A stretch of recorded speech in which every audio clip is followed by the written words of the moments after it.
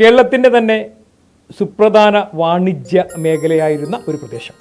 ഈ പ്രദേശത്തിൻ്റെ പേരിൻ്റെ ഉൽപ്പത്തിക്ക് പിറകിൽ വ്യത്യസ്തങ്ങളായ അഭിപ്രായങ്ങളുണ്ട്.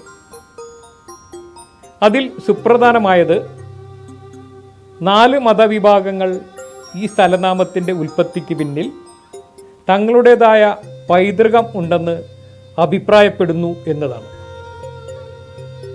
ഒരുപക്ഷെ നമ്മുടെ സംസ്ഥാനത്ത് മാത്രമല്ല, രാജ്യത്ത് തന്നെ ഇത്തരം വ്യത്യസ്തമായ സ്ഥലനാമ ഉൽപ്പത്തിയുടെ അഭിപ്രായമുള്ള ഒരു പ്രദേശം ഉണ്ടോ എന്നതും സംശയമാണ്. ആ സ്ഥലം ഏതെന്നല്ലേ? എറണാകുളം ജില്ലയിലെ മട്ടാഞ്ചേരിയാണ് സ്ഥലനാമ ഉൽപ്പത്തിയിൽ വേറിട്ട പ്രദേശമായി മാറിയിരിക്കുന്നത്. അക്കാര്യം നമുക്കൊന്ന് പരിശോധിക്കാം. മതാജിർ എന്ന അറബി വാക്കിൽ നിന്നാണ് മട്ടാഞ്ചേരി എന്ന പേര് ഉടലെടുത്തതെന്നാണ് ഒരു അഭിപ്രായം. മതാജിർ എന്നാൽ വ്യാപാര കേന്ദ്രമെന്നാണ് അർത്ഥം. കച്ചവടത്തിനായി കൊച്ചിയിലെത്തിയ അറബികൾ മതാജിർ എന്ന് ഈ വാണിജ്യ കേന്ദ്രത്തിന് പേരിടുകയും ക്രമേണ മതാജിർ മട്ടാഞ്ചേരിയായി മാറിയെന്നുമാണ് ഒരു അഭിപ്രായം. അതോടൊപ്പം തന്നെ ഒരു കാലഘട്ടത്തിൽ മുസ്ലിങ്ങളെ മേത്തന്മാർ എന്നും വിശേഷിപ്പിച്ചിരുന്നു. അപ്പോൾ മേത്തന്മാരുടെ ചേരി മട്ടാഞ്ചേരി ആയതായും ചൂണ്ടിക്കാണിക്കപ്പെടുന്നുണ്ട്. ഇത് ഒരു വശം. ഇനി യഹൂദർ ചൂണ്ടിക്കാട്ടുന്നത് മറ്റൊരു അഭിപ്രായമാണ്. കൊടുങ്ങല്ലൂരിൻ്റെ അഥവാ മുസിരിസ് തുറമുഖത്തിൻ്റെ വാണിജ്യ പ്രതാപം നഷ്ടമായതോടെ കൊച്ചിയിലെത്തിയ ജൂത സമുദായത്തിന് കൊച്ചി രാജാവ് അഭയം നൽകി. ഇവർക്ക് താമസിക്കുവാൻ രാജകോവിലകത്തിന് സമീപം തന്നെ സ്ഥലവും നൽകി. ആരാധനക്ക് രാജ കുടുംബത്തിൻ്റെ ക്ഷേത്രത്തിന് തൊട്ടടുത്ത് പള്ളി പണിയുവാനുള്ള അനുമതിയും നൽകി. ഇതേ തുടർന്ന് ഇവർ പണിത പള്ളിയാണ് പ്രശസ്തമായ മട്ടാഞ്ചേരിയിലെ ജ്യൂസ് സിനഗോഗ്. ജൂത സമൂഹം താമസിച്ച കച്ചവടം നടത്തിയ ഈ തെരുവ് ജൂട്ടൗണായി മാറി. ഹിബ്രു ഭാഷയിൽ മാത്തൻ എന്നാൽ സമ്മാനം എന്നാണ് അർത്ഥം. അപ്പോൾ രാജാവ് നൽകിയ അഥവാ ദാനം നൽകിയ സമ്മാനമായ ഈ ഭൂപ്രദേശം മാത്തഞ്ചേരി എന്ന് അറിയപ്പെടുകയും ക്രമേണ മട്ടാഞ്ചേരിയായി തീർന്നുവെന്നുമാണ് കൊച്ചിയിൽ താമസിച്ചിരുന്ന പഴയ ജൂത സമുദായ അംഗങ്ങൾ അഭിപ്രായപ്പെട്ടിരുന്നത്. വാഗ്ദത്ത ഭൂമി തേടി ജൂത സമൂഹം ഇസ്രായേലിലേക്ക് പോകുകയും കൊച്ചിയിൽ തങ്ങിയവർ ഇഹലോകവാസം വെടിയുകയും ചെയ്തതോടെ ഇനി ഒരു ജൂത സമുദായ അംഗം മാത്രമേ മട്ടാഞ്ചേരി മേഖലയിൽ അവശേഷിക്കുന്നു. മട്ടാഞ്ചേരി എന്ന പേരിനുള്ള മറ്റൊരു അഭിപ്രായം കൊടുങ്ങല്ലൂരിൽ നിന്നും കൊച്ചിയിലെത്തിയ ക്രൈസ്തവ വിഭാഗത്തിൽപ്പെട്ട മാത്തൻ എന്ന വ്യവസായ പ്രമുഖനും അദ്ദേഹത്തിൻ്റെ പരിവാരങ്ങളും താമസിച്ചിരുന്നതിനാൽ മാത്തഞ്ചേരി എന്ന പേര് വരികയും അത് ക്രമേണ മട്ടാഞ്ചേരിയായി മാറിയതായും വേറെ ഒരു അഭിപ്രായവുമുണ്ട്.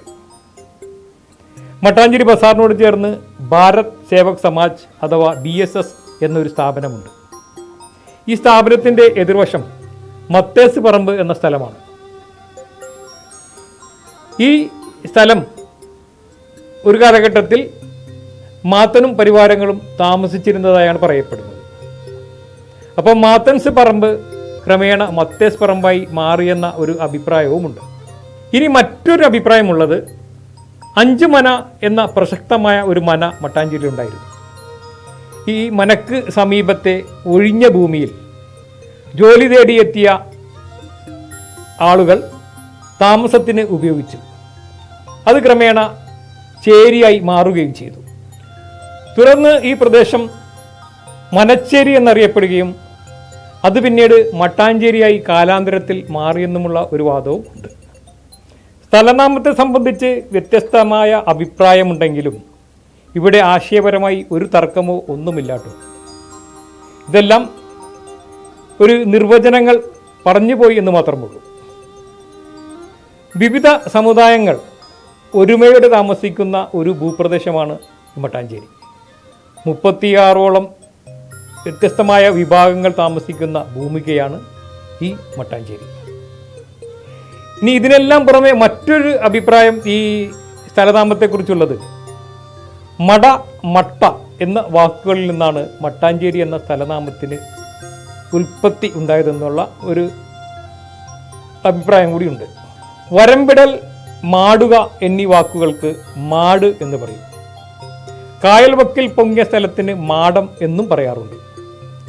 കായലിൻ്റെ വരമ്പിൽ അഥവാ മാടത്തിൽ ഉണ്ടായ സ്ഥലമായതിനാൽ മാട്ടം എന്ന പദം രൂപപ്പെടുകയും ആളുകൾ കൂട്ടത്തോടെ ഒന്ന് താമസിച്ചതോടെ ഇത് മാട്ടംചേരി എന്നാവുകയും ക്രമേണ മട്ടാഞ്ചേരി എന്ന് പേര് വരികയുമാണെന്നാണ് മറ്റൊരു വാദം. കായലിലെ മട്ട് അഥവാ ചെളി അടിഞ്ഞുകൂടി ഉണ്ടായ സ്ഥലമാണ് മട്ടാഞ്ചേരി എന്നും പറയപ്പെടുന്നുണ്ട്. മട്ടാഞ്ചേരിയെ മിനി ഇന്ത്യ എന്നാണ് വിശേഷിപ്പിക്കപ്പെടുന്നത്. വ്യത്യസ്ത മതവിഭാഗങ്ങൾ, അവയുടെ ഉപവിഭാഗങ്ങൾ, ഭാഷാ ന്യൂനപക്ഷങ്ങൾ തുടങ്ങിയവർ സ്നേഹത്തോടും മമതയോടും കൂടി തോളോട് തോൾ ചേർന്ന് വസിക്കുന്ന ഇടമായതിനാലാണ് മിനി ഇന്ത്യ എന്ന് വിളിക്കുന്നത്. നേരത്തെ സൂചിപ്പിച്ച പോലെ 36ഓളം വിവിധ വിഭാഗങ്ങൾ മട്ടാഞ്ചേരിയിൽ അധിവസിക്കുന്നു. എല്ലാ നഗരങ്ങളിലും വ്യത്യസ്ത മതവിഭാഗങ്ങൾ ഉണ്ടാകുമെങ്കിലും ഓരോ മതവിഭാഗങ്ങൾക്കും ഉപവിഭാഗങ്ങൾക്കും ആരാധനാലയങ്ങൾ അടക്കമുള്ള സെറ്റിൽമെൻറ്റുകൾ നമുക്ക് മട്ടാഞ്ചേരിയിലല്ലാതെ മറ്റൊരിടത്തും കാണാൻ കഴിയില്ല. അതാണ് മട്ടാഞ്ചേരിയുടെ പ്രത്യേകത. ഇന്ത്യയുടെ യഥാർത്ഥ പരിച്ഛേദം മിനി ഇന്ത്യ. ഇന്ത്യയുടെ രാഷ്ട്രപിതാവ് 4 തവണ മട്ടാഞ്ചേരി സന്ദർശിച്ചിട്ടുണ്ട്. അദ്ദേഹം രാത്രി വിശ്രമിച്ച വീട് മട്ടാഞ്ചേരി ഗുജറാത്തി സ്കൂളിന് മുന്നിലാണ്. ആ വീട് ഇന്നും അതിൻ്റെ ഉടമയായ രാഹുൽ എൻ ആഷർ ഒരു സ്മാരകമെന്നോണം നിലനിർത്തി വരുന്നുണ്ട്. ഇനി മറ്റൊരു സ്ഥലത്തെക്കുറിച്ച്. ഐസോല സാൻഡ് എന്ന് ഒരു കാലത്ത് ഒരു പ്രദേശത്തിന് പേര് ഉണ്ടായിരുന്നു. വളരെ മനോഹരമായൊരു പേരല്ലേ, ഐസോല സാൻഡ്. പക്ഷെ ആ പേര് ഇന്നില്ല. എങ്കിലും ആ സ്ഥലം ഏതാണെന്നറിയണ്ടേ? കാത്തിരിക്കുക.